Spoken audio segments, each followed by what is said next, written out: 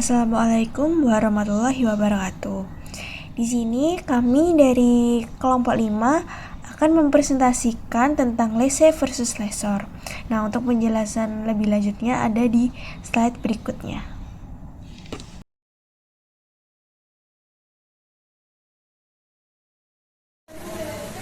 Yang pertama yaitu kita akan membahas soal tentang laser.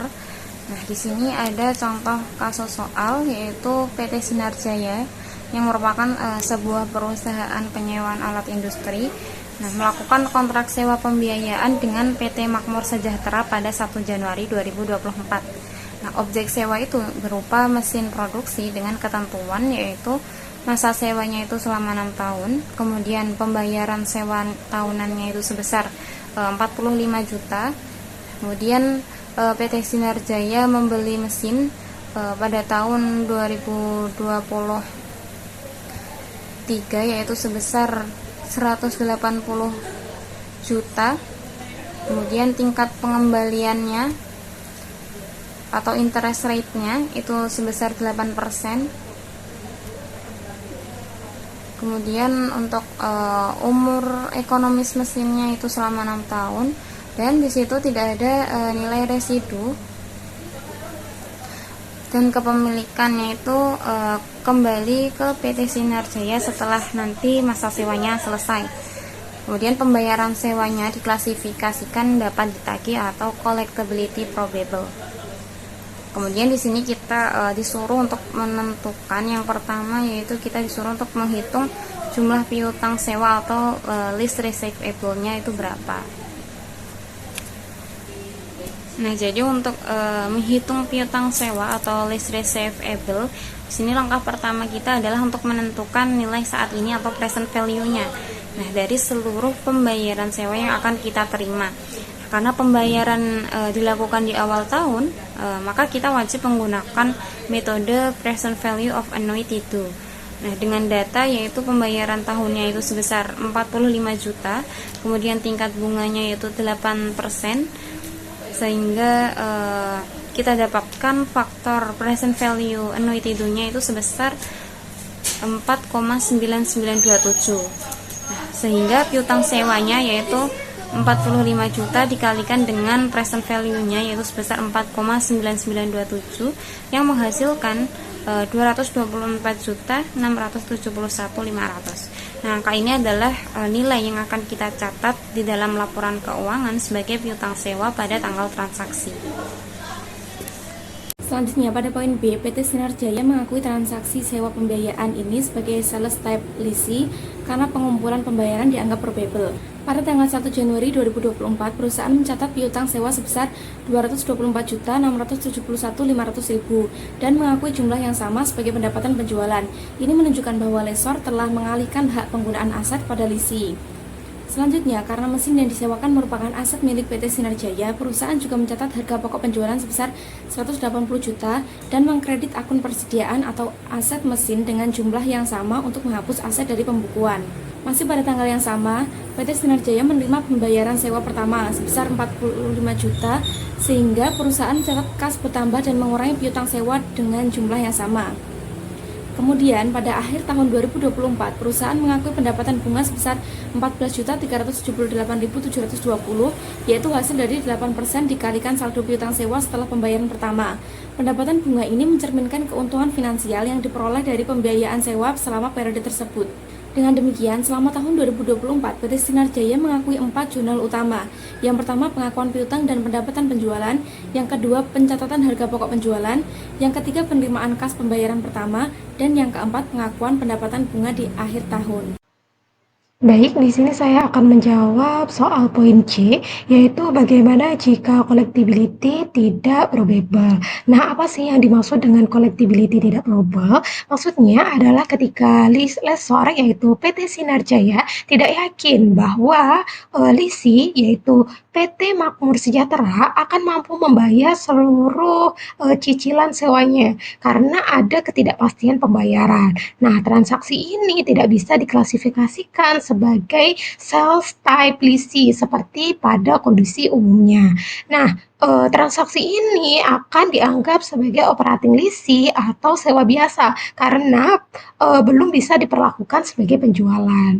Nah, apa sih dampaknya collectibility tidak probable ini bagi lessor? Yaitu yang pertama, perusahaan tidak boleh mengakui penjualan atau pendapatan bunga.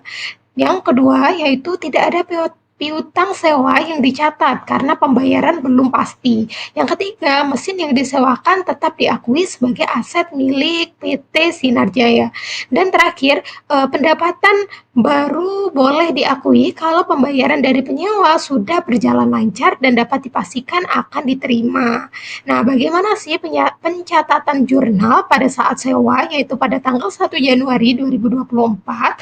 Pada tanggal 1 Januari 2024 ini, PT Makmur Sejahtera sudah membayar uang sewa pertama sebesar 45 juta. Namun, karena pembayarannya belum pasti akan berlanjut, maka PT Sinar Jaya yaitu selaku lessor tidak boleh langsung mengakui pendapatan ini. Nah, jadinya jurnalnya adalah kas pada pendapatan sewa diterima di muka senilai 45 juta. Nah, artinya uang ini sudah diterima tapi belum boleh diakui sebagai pendapatan karena sifatnya masih belum pasti. Nah, selanjutnya jurnal penyusutan mesin. Karena mesin ini masih tercatat sebagai aset milik lessor yaitu PT Sinar Jaya, maka perusahaan tetap harus menghitung depresiasi setiap tahunnya.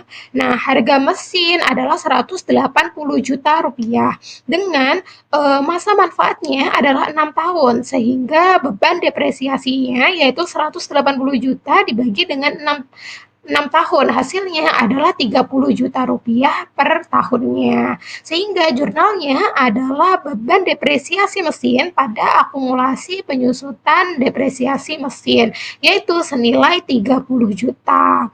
Nah, dan bagaimana sih jika di kemudian hari collectibility sudah probable?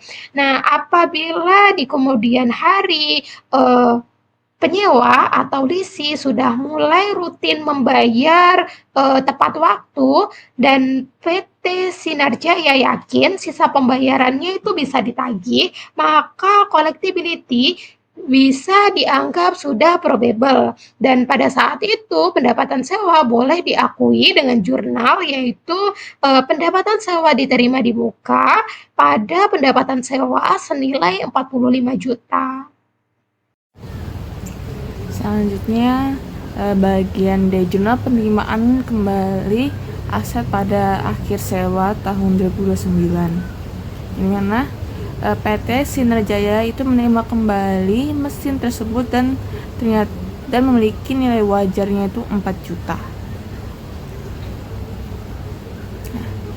Dalam sewa pembiayaan atau finance leases dengan kepemilikan kembali ke lessor di akhir sewa, lessor akan memperoleh kembali aset fisik tersebut. Nilai wajar mesin saat dikembalikan diakui sebagai pendapatan bagi lessor karena yang pertama itu lessor sudah mengeluarkan aset dari bukunya saat kontrak dimulai. Yang kedua, mesin yang dikembalikan ini merupakan aset baru yang diperoleh tanpa biaya, kecuali sudah diakui sebelumnya jika ada nilai residu yang diharapkan. Tetapi pada soal sini itu tidak ada. Dan yang ketiga itu menurut PSAK 71 atau IAS 17 mengatur bahwa lessor mengakui aset kembali pada nilai wajar dan mengakui keuntungan sebagai pendapatan. Yang dimana jurnalnya itu yang didebit itu persediaan kembali mesin sebesar 4 juta, pada kreditnya itu keuntungan pemulihan aset sebesar 4 juta. Assalamualaikum warahmatullahi wabarakatuh.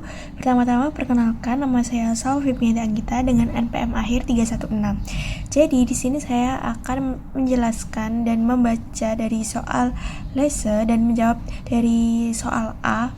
Jadi untuk soalnya itu adalah pada 31 Desember tahun 2018, PT Burke itu menandatangani perjanjian sewa non-cancelable selama 5 tahun untuk sebuah mesin.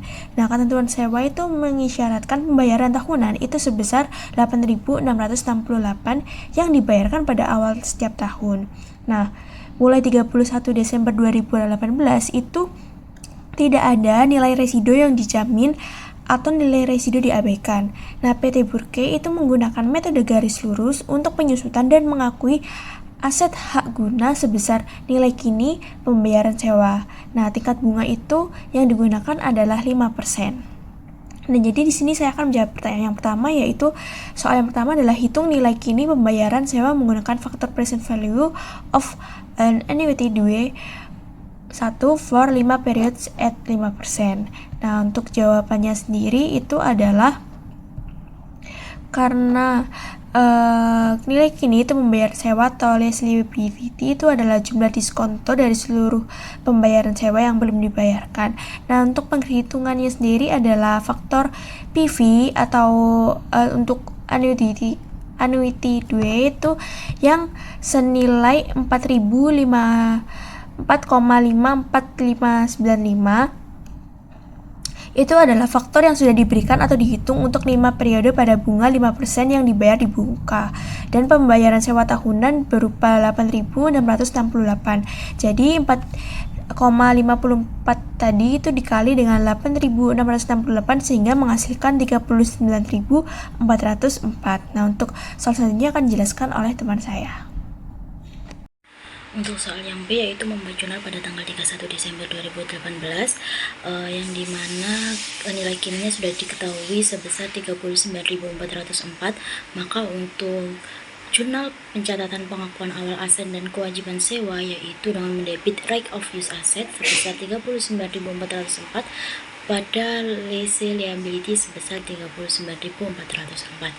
Kemudian karena pembayaran pertama dilakukan di tanggal yang sama, maka pada tanggal 31 Desember 2018 dibuat jurnal dengan mendebit lease liability dan mengkredit kas sebesar 8.668. Nah, yang selanjutnya kita masuk ke bagian C, di mana membuat jurnal untuk akhir tahun 2019. Nah, yang pertama kita hitung dulu beban penyusutan aset hak guna atau depreciation expense, di mana aset hak guna yaitu kita sudah ketahui pada bagian A sebesar 39.404, lalu asumsi masa manfaat selama 5 tahun. Kemudian kita bisa hitung depresiasinya, yaitu 39.404 dibagi dengan 5 tahun sehingga menghasilkan 7.881. Nah, jurnal untuk mencatat depresiasi yaitu pada tanggal 31 Desember tahun 2019, depreciation expense sebesar 7.881 pada right of use asset sebesar 7.881. Lalu yang kedua yaitu kita menghitung pengakuan bunga atas kewajiban sewa dan juga pembayaran kas tahunan, di mana saldo kewajiban setelah pembayaran pertama kita hitung 39.404 dikurangi dengan 8.668, di mana ini merupakan pembayaran tahunan sehingga menghasilkan 30.736. Nah, lalu beban bunganya 30.736 tadi dikalikan dengan 5%, di mana 5% ini merupakan tingkat suku bunganya sehingga menghasilkan 1.537. Nah, dari pembayaran sebesar 8.668 itu, jumlah yang mengurangi pokok adalah 8.668 dikurangi dengan 1.537 menghasilkan 7.131, sehingga jurnal untuk bunga dan pembayaran yaitu tanggal 31 Desember 2019, lease liability sebesar 7.131, interest expense sebesar 1.537 pada cash sebesar 8.668. Nah, selanjutnya itu ada perbandingan antara lese dan juga lesor. Di sini ada tabel perbandingan tabel perbandingan pencatatan antara lessee dan juga lessor, yang mana ada beberapa aspek utama. Aspek yang pertama yaitu tujuan akuntansi. Nah, untuk lessee atau penyewa ini tujuan akuntansinya itu untuk mencatat hak menggunakan aset dan kewajiban membayar sewa selama masa sewa. Nah, untuk lessor atau pemberi sewa ini tujuannya untuk mencatat piutang sewa dan pendapatan yang diperoleh dari penyewaan atau penjualan aset. Nah, untuk aspek yang kedua yaitu aset yang diakui, yang mana untuk lessee itu mencatat right of use asset, yaitu hak untuk menggunakan aset selama masa sewa. Sedangkan untuk lessor ini mencatat lease receivable, yaitu piutang dari pembayaran sewa yang akan diterima. Nah, untuk aspek yang ketiga yaitu ada kewajiban yang diakui. Nah, untuk lessee ini mempunyai kewajiban sewa sebesar nilai kini dari seluruh pembayaran sewa masa depan. Nah, untuk lessor ini tidak mencatat kewajiban karena asetnya itu sudah diubah menjadi piutang sewa. Untuk aspek selanjutnya yaitu ada aspek pengakuan awal, yang mana untuk lessee ini mencatat aset hak guna dan kewajiban sewa dalam jumlah yang sama. Sedangkan untuk lessor ini menghapus aset tetap dari pembukuannya dan mencatat piutang sewa serta pendapatan penjualan. Nah, untuk aspek yang selanjutnya yaitu aspek pembayaran sewa. Untuk lessee ini setiap kali membayar, sebagian untuk mengurangi utang sewa, sebagian lagi untuk membayar bunga. Sedangkan untuk lessor ini setiap kali menerima pembayaran, sebagian dicatat sebagai pelunasan piutang dan sebagian lagi dicatat sebagai pendapatan bunga. Setelah itu untuk aspek selanjutnya ada penyusutan atau depresiasi.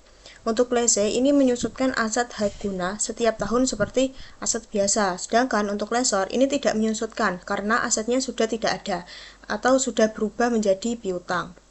Untuk aspek selanjutnya yaitu pendapatan atau beban. Untuk lessee ini menanggung beban bunga dan depresiasi, sedangkan untuk lessor ini memperoleh pendapatan bunga dan pendapatan penjualan dari kontrak sewa. Nah, setelah itu untuk aspek yang terakhir yaitu akhir masa sewa.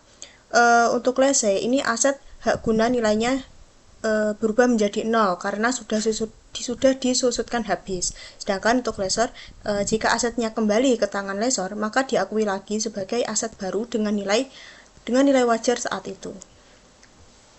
Nah, kesimpulannya itu lessee mencatat sewa seolah-olah sedang membeli dengan cara mencicil. Sedangkan untuk lessor ini mencatat sewa seolah-olah yaitu menjual barang secara kredit dan mendapat bunga dari cicilannya.